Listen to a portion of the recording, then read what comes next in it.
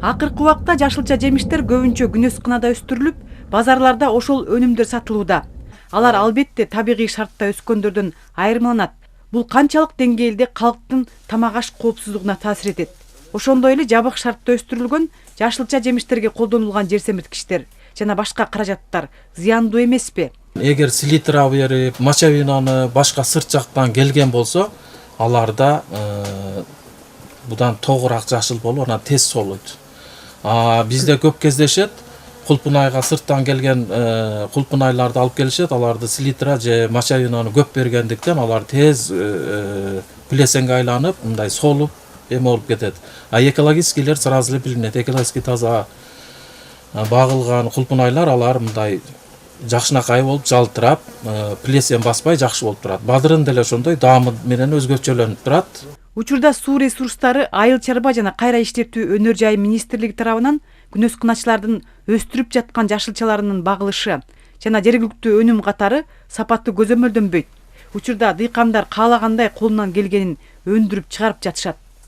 Азыркы учурда эми билесиз, коммерциялык, азыр рыночный экономика болуп аткан мезгилде эми баардыгы өзүнүн билгенине жараша аракет кылып, баардык ишкерлер иштешип атат, мына күнөс кана иштеткендерчи. Анан эми сырттан келген жашылча жемиштерди бизде мындай толук контролдойгон биздин эми карантинный эмебиз бар, инспекция бар. Бирок ошону текшерип, толук текшерип турган бизде приборлор барбы жокпу аны мен билбейт экенмин. Бирок текшериш керек. Себеби мунун ичинде ашыкча жанагындай колдонулган пестициддер болот. Ошолор адамдын конечно организмине зыяны тиет. Бирок биздин өзүбүздүн Кыргызстанда иштетип аткан, күнөсканада иштетип аткандар биз андай колдоно албайт. Бизде мындай колдонсо дагы бу да оптималдуу колдонот да.